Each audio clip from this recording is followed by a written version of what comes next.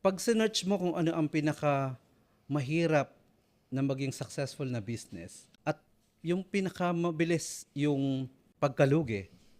Global ito based on data.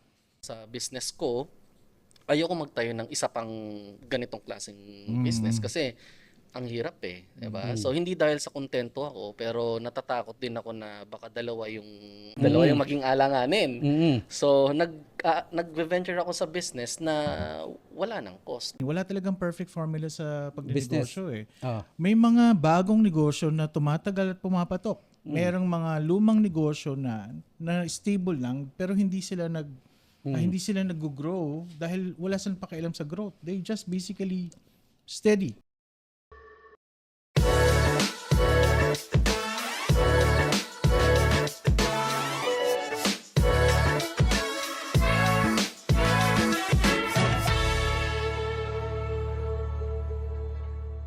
Yun, magandang araw sa inyong lahat. At welcome sa una naming podcast episode. So, kasama ko ang mga kumpare ko Yon. sa Abu Dhabi. Ayon. At nandito kami para pag-usapan ng mga iba't ibang topic. Yon. Mula sa negosyo, sa love life, sa kabuhayan, at ang iba pang mga walang Yan. kakwento-kwentang Mga walang kakwento-kwentang topic. Oo, Okay, so ako po si Prof. G. Ako po si Servi at ang ating tropa dito si Ako po si Bin. ayan si Bin. Oo. Mata-mata lang ang usapan. So anyways, umpisa natin. Unang topic natin. So mapapansin natin na may mga restaurants na dati nating pinupuntahan. Oo. Pero lately hindi na natin ulit nakikita. Well, yung ups and down ng negosyo, natural naman yan. Pero ano kaya yung mga opinion nyo at yung insights nyo doon sa mga restaurants or facilities na pinupuntahan nyo dati pero hindi nyo na nakikita, hindi nyo na ulit napupuntahan ngayon? Para klaro lang, dito lang yan sa Abu Dhabi? Dito lang muna sa Abu Dhabi. Abu Dhabi lang Okay, tayo. Sige. Marami din kasi akong pinupuntahan sa Dubai, wala na rin eh. Pwede natin pag-usapan alam din mo yan. Oo. Yung mga Sige, common sige. brand siguro. Ikaw muna Vin. Vin. Yeah, Tira. ako before, mahilig kaming kumain dito around the block. So may mga kinakainan kami na masasarap, like yung mga 60 dirhams lang, tapos Abot kaya, no? Abot kaya. Nasaan tapos ka ng mga oras na yun? Yan. Nandoon, tumatawad. Tapos meron din kami mga pinupunta na chicken na 10 dirhamo lang, tapos busog ka na. Kaso nga lang, sa sobrang affordable nila, after a year or two, wala na sila. Hindi ko alam kung ano nangyari. Ngayon, may nagbubukas na naman dun sa pwesto nila. So, kaya mahirap maghanap ng pagkain dito eh. So, yun naman yung na-experience ko. Ang hirap maghanap ng affordable na dati na nakasanayan mo na, tas biglang nawawala. Ikaw naman, sir. Ako specific. Sa may parte ng Abu Dhabi Mall, kung matatandaan mo yung, I think ADCB yata yung area na yun, sa opposite. 'Di ba? Sa may tong chicken something. Meron dong restaurant. Dalawang restaurant 'yun na magkatabi. Marami na dong restaurant na nagtayo. Tapos ngayon, wala na rin. Siguro mga 3 o 4 ng restaurants yung nagtayo doon pero nawala. Masasarap yung food eh. Kasi pinupuntahan namin yun, masarap talaga yung pagkain. Ito ba Filipino restaurant lang ba ito o ibang mga... Hindi, merong dalawa doon na Filipino restaurants, meron ding hindi Pinoy. Yung isa bulalo something eh, pero hindi food kasi masarap yung food eh. Sigurado ako okay yung food nila eh. So merong something na reason kung bakit hindi nagiging successful. Ang tanong ano 'yon? Ako naman point of view ko dyan parati. Though marami rin akong alam ng mga restaurants na nagsara. Yung iba nag-rebrand, yung iba acquisition. But in the end of the day, yung opinion ko dyan, pag ang isang business model hindi patok dahil sa market, isa yun sa reason kung bakit nagfo-fold sila. Okay. Yung iba naman, sa akin, tingin ko, exit plan yun eh. Kung may nakita kayo nag-ibang nag-ooperate na, paraan yun ng dating negosyante doon para ma-recover niya kung ano man yung initial investment niya. Okay. Kasi yung recovery yung part na yan. Yung process ng pagsasara. Technically, kung bakit nawawala sila, iba-ibang dahilan. Ah, Ako, negosyante naman tayo pare-pareho, Oo. di ba? So, ang opinion ko doon is, either ang matter niya parati is market. Mahina para sa kanila, hindi tama ang location para sa kanila, or operationally masyadong mataas. Pangalawa, nakakita sila ng opportunity para maka-exit. May bibili, merong lilipat, at pwede na sila mag-divert sa iba pang negosyo. Yun ang opinion ko. Pero tama si Vin eh. Nakakapanghinayang yung pinupuntahan mo parati tapos okay naman siya because affordable. But in the end, hindi mo na ulit makita. So, yung question is bakit sila nawala? It's the only person could answer for me is kung yung may-ari. Yung mismo. may-ari. Pero sa market-wise, we can predict somehow. Ikaw, Vin, anong opinion mo doon? Siguro dahil sa sobrang mura, hindi niya na compute yung ano niya, yung expense niya, tsaka yung talagang magandang revenue, tsaka profit. Siguro nung renewal time na, kasi ang pinakamahirap sa negosyo yung renewal ng 2 years eh.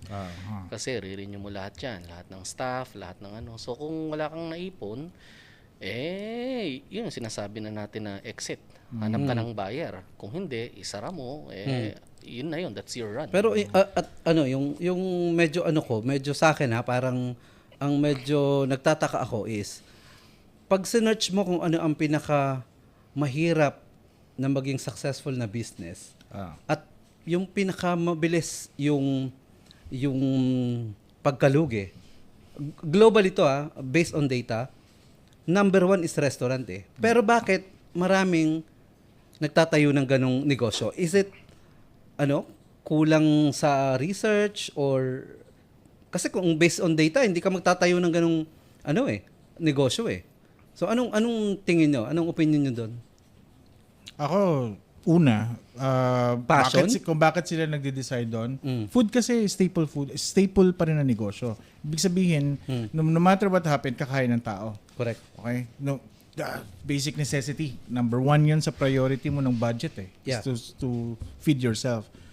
But yung secondary decision kung bakit gusto nila yun, malaking bagay ang marketing tsaka yung fad. Yung marami, because Nakikita. bandwagon effect, Brad. Ibig sabihin nun, dahil mayroong nagtayo at marami nagtatayo, you are driven to do the same. Kasi nga, it's a duplication. Kaya tinatawag siya bandwagon effect kasi you follow the bandwagon. Dahil doon. Now, maganda yung binanggit mo na kulang ng research or kulang ng data kasi dapat smart ka rin talaga sa pagde-decide. Correct. Pero easy said and done eh. Wala talagang perfect formula sa pagdinegosyo eh. Ah. May mga bagong negosyo na tumatagal at pumapatok. Merong mga lumang negosyo na stable lang pero hindi sila nag-grow dahil wala silang pakialam sa growth. They just basically steady. Pwede ba tayo magbanggit ng brand? Hindi. Wag muna. Pero meron kasi akong napag-usapan natin to Mahirap na. last Last time. Last time may napag-usapan tayo Clue lang, na clue. isa to sa pinakamatagal Blind na item. Yeah. isa to sa pinakamatagal ng restaurant dito sa Abu Dhabi. 'Di ba? And natanong ko kay Sir G, kay Prof G na bakit hindi nag-expand? Bakit hindi nagtayo ng mga branches? Kasi kumbaga may history eh. 'Di ba? Pwede na niyang ipalakihin yung restaurant niya. Anong reason? Kasi alam ko mayroon kang personal insights doon eh. Ang sabi ni Tweety Bird, Yan. Huwag natin pangalanan. Sige. Huwag natin pangalanan si Sige. Tweety Bird. Sige. Yung owner is hindi relax eh. Kontento sa kung ano man yung meron siya. Okay. Hindi na siya naghahangad na mag-grow. Okay. Because as far as yung life nila, yung lifestyle nila at ang family niya is already settled. So okay na. So this is becoming na lang na libangan or sustaining whatever they have. Kasi wala na silang kailangan patunayan or wala na kailangan pang i-grow eh. Nakakapanghinayang kasi yan yung mga tipo na brand na dapat nag-duplicate, di ba? Diba? Kasi pangalan pa lang. May history eh. Mga anak ko, kilalang kilala yung restaurant eh. Bata pa sila, di ba? Doon ako kumakain. Alam mo yun, hindi lang mga anak ko, sigurado yung mga taga dito rin sa UAE, may history doon. Di ba? Sa akin, yun nga, galing nga kay Tweety Bird, they don't need to expand anymore. They just Nakontento wanted na. to maintain what they have. Kung transition-wise, yung bagong generations, yun na siguro yung magde-decide. Pero ngayon, hindi ko sila nakikita ding mag-expand dahil hindi na nila daw kailangan Kaya pa. nga, ano na nga, kontento na. Oo, Tingin mo, Vin, yung pagiging kontento na is, parang nabablock yung progress. Yung growth. Yung growth. Sa akin, Ikaw makukontento ka ba, tingin mo? Case-to-case basis kasi marami rin namang restaurant na nagtayo ng branch, nagsara lahat. Kasi, Yeah. Diba? Familiar din ako dyan. Parang may meron kilala din ako eh. May kilala ako na restaurant na ang sarap. Oo. Pero hindi natin masabi kasi nagaya yung yung product niya eh. Biglang nasa lahat na rin ng restaurant yun.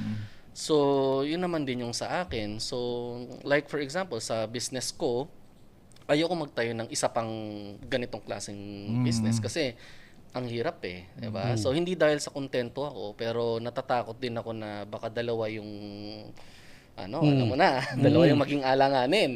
So nag-venture ako sa business na wala nang cost. Gaya ng sinabi ni Servi na sa digital, wala ganong manpower diyan kasi ang hirap sa restaurant kasi ang dami from cashier, cook, lahat ng 'yan. Saka yung business process, bago ka makarating doon sa actual profit, yung proseso ng pagbili ng produkto, ng nabubulukan mga ka pa. ingredients, mahaba eh, maraming kailangan gawin bago ka kumita.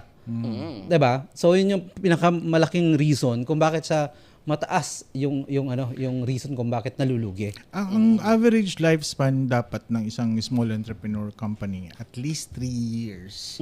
Ang kanilang 3 to 5 years bago sila magkaroon ng stability. Alam mo 'yon, para magtuloy-tuloy 'yan, pinaka-difficult was yung first 3 years ng operations. Tama. Kasi either kinakapama yung market, kinakapama operations, or another part is yung financial capability mo para masustain yung operations mo. Walang perfect talaga eh. F&B is one of the exciting yet challenging business model. Very Dahil challenging. sabi mo nga, may component ka ng person, may component ka ng product, may component ka ng service. Tapos, merong malaking bagay dito yung, lalo na sa UAE, yung component ng food safety. Di ba? So, anyway, interesting topic kasi hindi lang naman F&B yung pinag-uusapan natin. Marami pang mga negosyo na nag-grow. Yung iba nawawala, may potential, pero hindi rin nagsasucceed. Iba-iba ang story behind it and we wouldn't really know unless otherwise we got into the details ng Kung involved ka doon, siguro. Yeah, true. Anyway, sige. Ano ang closing part natin dito para magpunta tayo sa next topic? Siguro anong tingin yung kung kayo yung nandun sa situation, ano yung pwede nyong gawin para ikaw ba isasara mo ba? Ihahanap ka ba ng partner or anong dapat gawin kung ikaw yon? Nako po. Kung ikaw yung nasa situation na gano'n. Kung ako nasa situation, dalawa lang yan eh. Kapag ka nakikita ko yung profit tsaka revenue, tuloy yan. Stable Of yan course. eh. Okay. Pagka medyo umaalanganin ako, pero may potential, after 2 years may potential pa rin siya, hanap ako partner.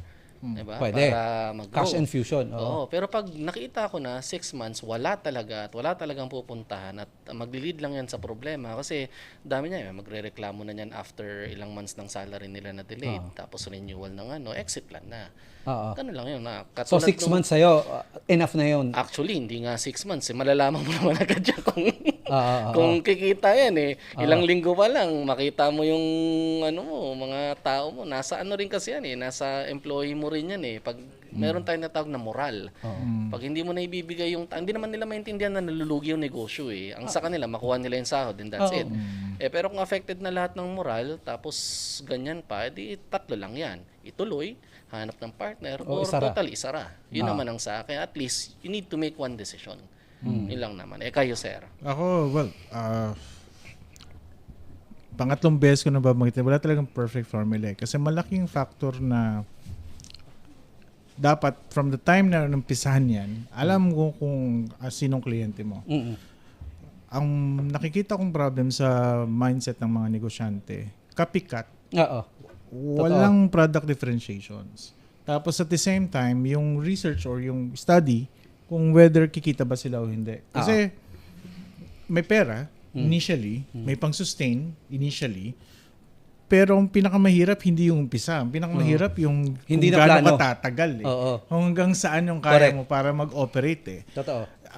Maganda yung opinion ni Sir Vin, but sabi ko nga ako naman, maraming factors. Hindi mo rin alam talaga pagdadaanan na Location. Kahit gaano kaganda ang brand, pag mali ka rin ng Actually, pwesto. number one yun. Diba? Location. Lalo pa, pag mali ka ng pwesto, kahit gaano kaganda operations, kahit gaano ka-liquid ka. Oo. Pero kung mali ka ng pwesto, Yung wala rin. yung kinikwento ko sa may Abu Dhabi Mall, eksakto yun ang problema, yung pwesto. tapos ganun din naman yun. Maganda ang pwesto, pero ang produkto, talo. Talo. Oo, wala rin silang maayos na service. Ang pagkain, palit yan, panlasa kasi yan Bukod dun sa panlasa natin na mahilig tayo magpalit at maghanap ng bago, kailangan din maasikaso tayo ng maayos, Correct. di ba? Oo. So, but everybody deserves naman the good customer service Pero sabi ko nga, walang perfect na formula. Maraming talagang factors na ko-consider. Ang take ko lang dito, bago mag-desisyon, pag-aralan mabuti.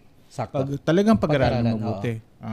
Research. Humingi ng opinion, mag-search sa location, tapos mag-adjust every now and then. Kasi kahit may Totoo. study ka, may research ka, nagbabago ang market So, dapat you adapt. Easy said and done, pero mag-a-adapt ka. Correct. Otherwise, ilalaban mo. Pero dapat meron din hangganan. Otherwise, kakainin ka ng buo Oo. Anyway, so yun. Agree ako doon. Si Sir V naman. Agree ako doon. Kung talagang yun yung napupuso mong itayong negosyo, ang pinaka-importante doon, humingi ka ng advice doon sa mga nagawa na. Alam mo, marami ditong negosyantang successful sa restaurant business. At takot lang yung ibang lumapit. Pero kung ako talagang gusto kong magtayo ng ganong negosyo, gusto kong maging successful, di ako mahihiyang magtanong. Kasi sinong nakakaalam niyan? Di yung mga naging successful na. Pero kung ako ang tatanungin mo, personal ko to hindi ko to sinasabi na ito yung sundin ninyo. Pero kung ako ang tatanungin, wag kayong magtatayo ng restaurant. Hindi, totoo. Diretsahin ko. Kasi ang daming negosyo ang daming yung pwedeng gawin. Sa panahon na, ito ako, medyo bias kasi digital ako, AI. Sa panahon ng AI na, ang magpapatakbo ng halos lahat ng gagawin natin sa buong mundo, importante na meron tayong kahit papaano, konti lang, na digital aspect sa business natin. Kung hindi tayo marunong man lang mag-lead generation, kung tingin natin, mabubuhay ang negosyo natin nang wala tayong website o wala tayong kahit Facebook man lang, wag na kayong magnegosyo. Malulugi kayo. Sigurado yun. 'Di ba? Attention Attention ang kailangan mo sa negosyo Si Mayor. Tama? Paglaban. Di ba? Okay. Anyway, Ang tabayanan nyo. sa susunod na election. Ayan.